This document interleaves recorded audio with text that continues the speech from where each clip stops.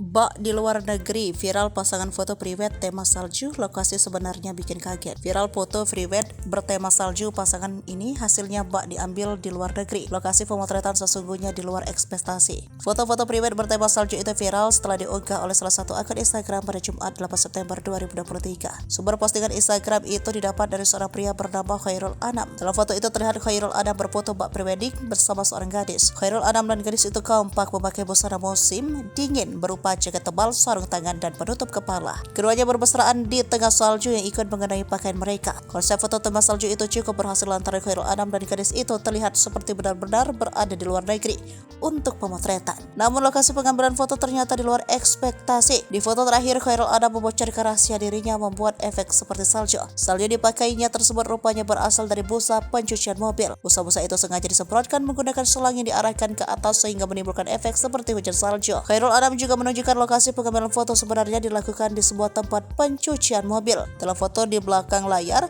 tampak Khairul Anam bekerja sama dengan dua pria lain untuk menimbulkan efek hujan salju. Satu pria memegang selang busa dan mengarahkan ke Khairul Anam, sementara pria lainnya memegang ranting pohon yang ikut masuk ke dalam frame agar hasil foto lebih natural. Banyak warganet memuji kreativitas Khairul Anam dalam menciptakan ide pemotretan.